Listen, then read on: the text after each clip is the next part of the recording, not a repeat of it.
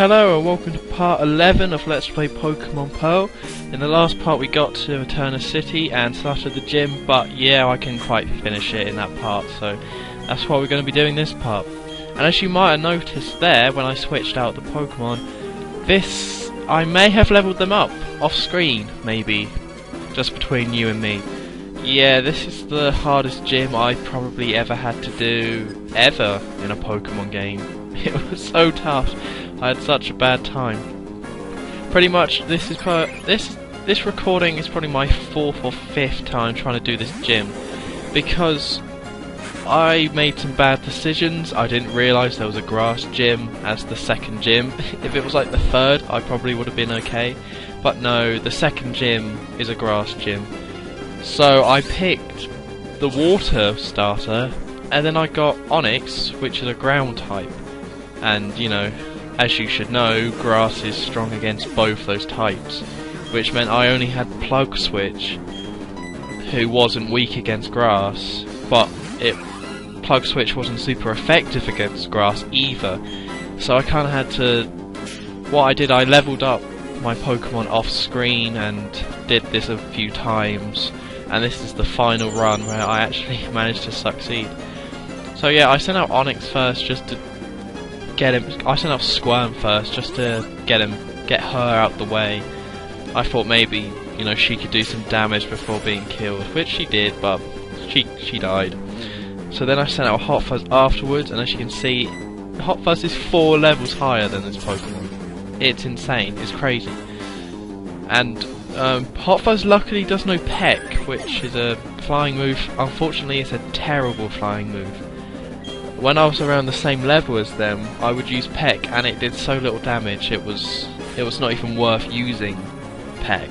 I might as well just use a normal attack, like Cut or something like that. So yeah, first Pokemon I didn't have too many troubles. When Tarkwood gave me some troubles, because it can never just go down easy. I could never just kill it with a few decent hits. It always had to put up a fight, because stupid Tarkwood is a defensive Pokemon, so that means you're not gonna, you know, take it down in one hit. So I would, you know, need Hot Fuzz to not really take any hits from the first Pokemon, so I could then attack Tarkwood and hope that I, you know, take it down. And yeah, Tarkwood also knows Reflect, which is brilliant, which helps me a lot.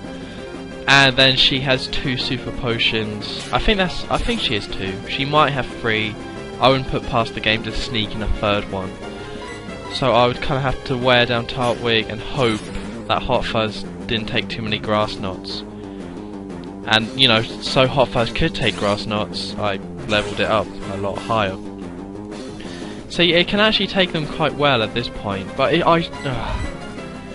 was just horrible having to level up Hot Fuzz to level 23. That's horribly over-leveled. But I had to do it because I made bad decisions. People out there, if you pick Piplup, okay, don't then capture a Rock Snake. The Penguin and the Rock Snake aren't gonna do it. They're not gonna beat the Grass Turtle. It's just not gonna happen. You know, what I should have done is got a Starly, and if I had a Starly now, then I wouldn't have any trouble really. You know, I wouldn't be able to use Hot Fuzz in the fight, but I could then just send out Plug Switch and a Starly, and then have no real problems with this. But no, I was actually considering catching one, but then I kind of thought, well, I don't really want one at this stage, and I don't really want to have 4 Pokemon, and I don't really want to give up on Squirm just yet, because if I had to get rid of a Pokemon to get a new Pokemon, it would have to be Squirm to go. But so as you can see, Plug Switch is level 22. I did try it with like level 20 and level 21. It didn't work out. I needed it to be the same level to have a decent chance. And unfortunately, this is a pretty strong Pokemon, and Plug Switch at this point in the game hasn't learned too many amazing attacks.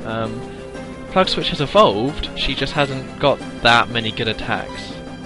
I mean, she knows Bite, which is pretty decent, but... So yeah, she attacks me with a stupid Magical Leaf. I have no idea why they bothered coming up with that attack. I mean, that's a pretty lame attack, really. So we need some new grass attacks. What about if the leaves were magic instead of Razor Leaf, where they're exactly the same? But they're not magic, so it's not fun. Magic is fun. So yeah, Magical Leaf does more than half damage to me, so I was like, crap.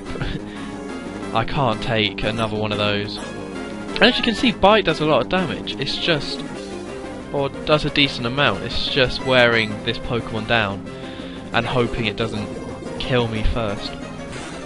So yeah, luckily she went for the Poison Sting. If she always went for the Poison Sting, this would have been so easy, but she didn't. Instead she paralysed me and used a Magical Leaf. Then I think at this point I was quite worried that she was due another Magical Leaf, which would have just killed me. So I decided to use a Super Potion on Plug Switch. Excuse me, just to make sure that, you know, if Plug Switch is dead, then, you know, the whole match was pretty much over by that point. So I healed up Plug Switch, and it turned out I was right. She did use Magical Leaf, the bitch. So that brings, you know, his health HP straight down again. So I think at this point I decide that, because once gym leaders can get into a pattern, you know, you can't quite predict what they're going to do. They might use a Magical Leaf again, or they might just use a Poison Sting for no reason. But I decided to play it safe and heal up Hot Fuzz, because I know Hot Fuzz probably couldn't take a Magical Leaf, but I was kind of hoping that he could. So yeah, so I healed up Hot Fuzz, decided to send him out, and I thought maybe a Peck could do it. Peck isn't a good move, but I was kind of hoping.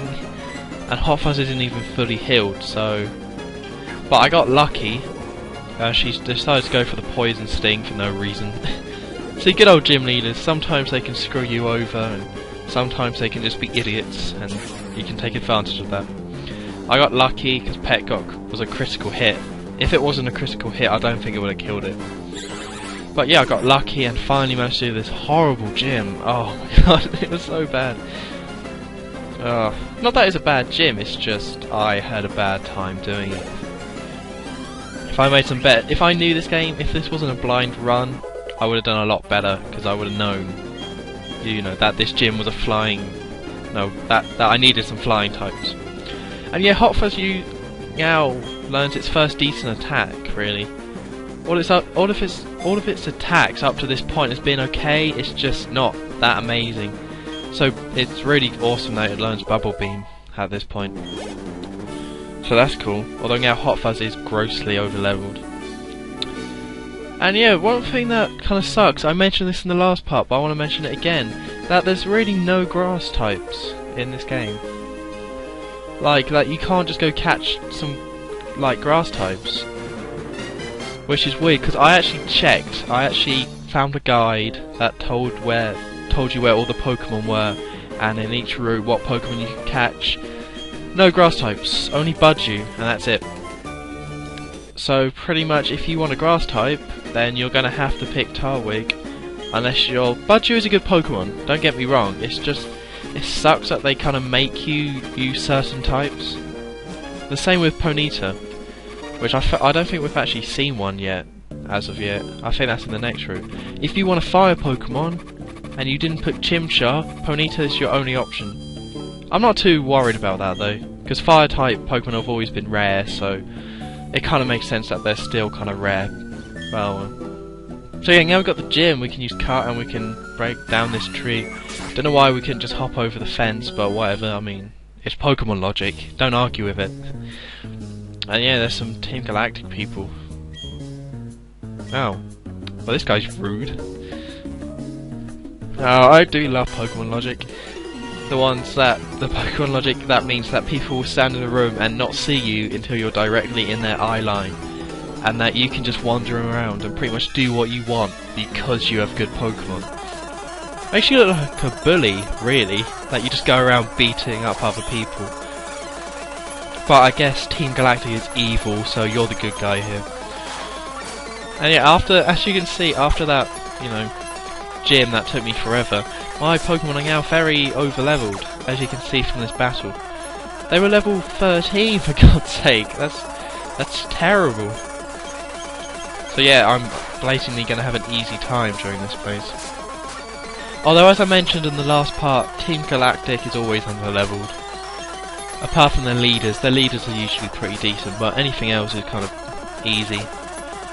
Although they always kind of put them in a place where they kind of have to be easy, because the gyms are always the hardest part of these games, or they should be anyway. But so they've got some pretty bad Pokemon, I won't lie. But then again, I think that's meant to be the point. Although they say that they just go around stealing Pokemon. I don't get Team Galactic. They're evil for like no reason.